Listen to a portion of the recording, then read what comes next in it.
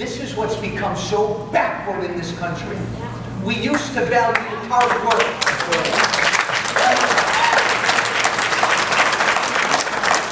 We used to value people who pulled themselves up by the bootstraps.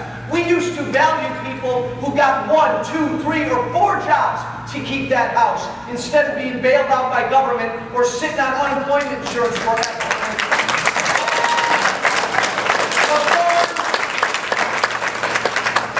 Laverne nailed it. This is what we're losing. We're teaching our kids the wrong lessons. We're not teaching them to work hard. We're saying, oh, don't worry, the government will give you something. Instead of, you need to work for it. You need to work hard. Obama runs around and talks about fairness. What's fair about rewarding people who don't work? What's fair about that? What's fair about hurting people who follow the rules? This is backwards, and Laverne, you nailed it. Thank you.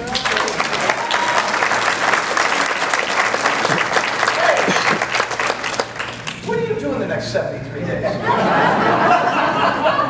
Mom, I want her in the RV with me every single day.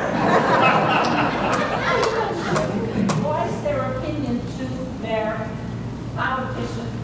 I can't tell you how much time I spent on writing letters, on calling, on signing petitions, how much money I spend on postage. I get over 700 pieces of mail a month. 90% of which are for either charities or politicians.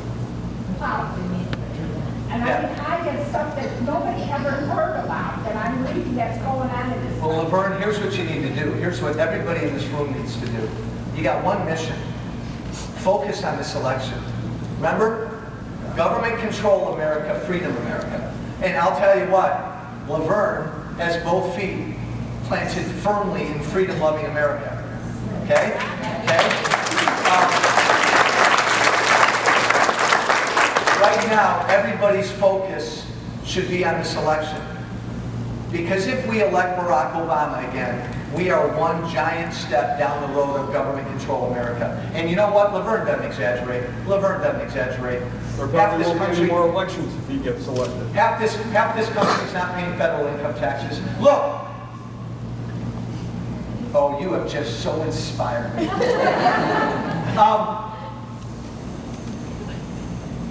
None of this should surprise us, right? You know, Tammy Duckworth and the liberal blogs went off a couple months ago because I said, look, the Democratic Party, their job in life is to make you dependent upon government.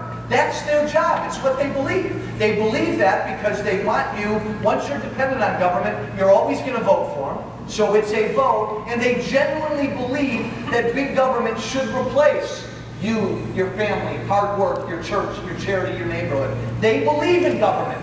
This is what's at stake. Focus on this election. Yes, who's right here? Put that right in front of you. I don't know, Congressman, why so many people think the government can take care of us. Maybe the government did for my family. My mother had government insurance. She was on Medicare, and she had my father's military insurance. And I've been her and I fought our healthcare system the past few years. And last year she had successful heart surgery. It took us a lot to get her where she got to. But because the government regulation said we're not going to provide you with proper rehabilitation, I lost her this year. And we put everything we had into it. And now I can't find a job. I've lost all the equity in my home. And I may have just lost her, and I may lose everything else. So I'm a perfect example of what too many people think the government can take care of us. Well, look what it did for my family. And I'm not the only one. I've heard a lot of other stories. So we have to convince people, no, that the government can't decide everything. I don't have a mother anymore, and my whole life has been, hopefully I'm trying to pick up the pieces, but it's been very hard, and I am not alone.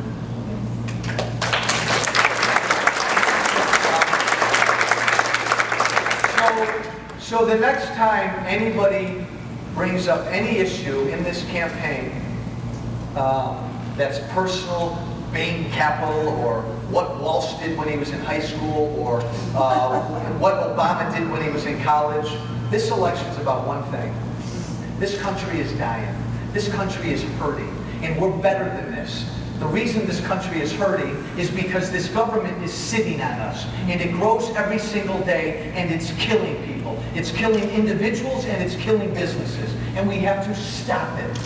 This is what's at stake. Time for a couple more. Anybody? In the corner here, John. Not the corner, right along the side.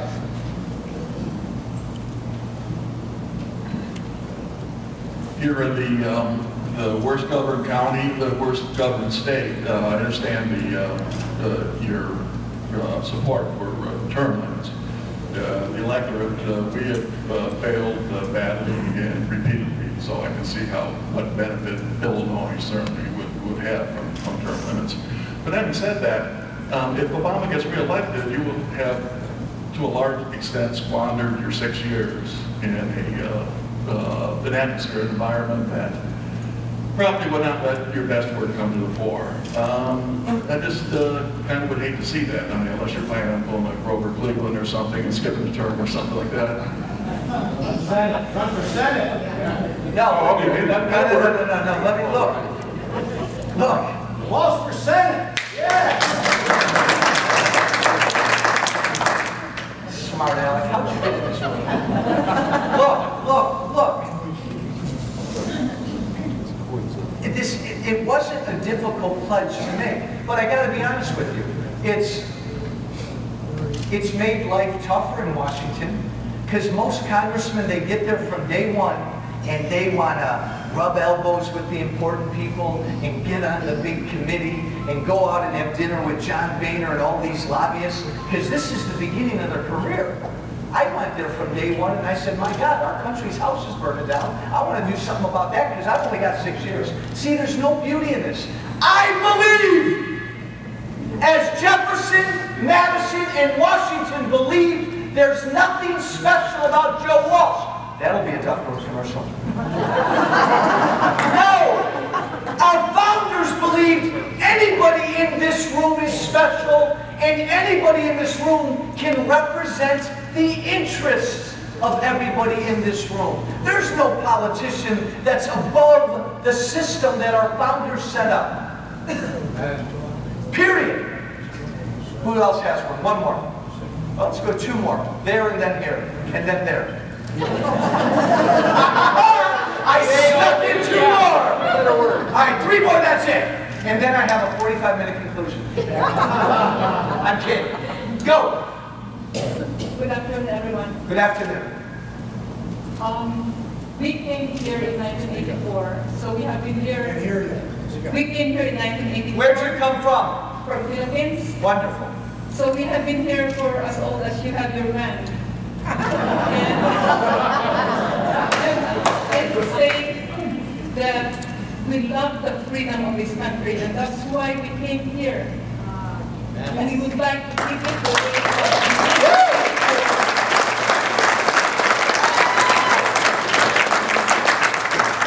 We would like to keep it again the way it was in 1984. Woo! Hey, is she yours? Did you marry her? You really married up. You did well. You did well. Keep going. Okay, when we came here, my husband, myself, and our daughter, 3 years old, we came only with 3 suitcases. We worked hard, we prayed hard, and God helped us. And I believe that that should be America.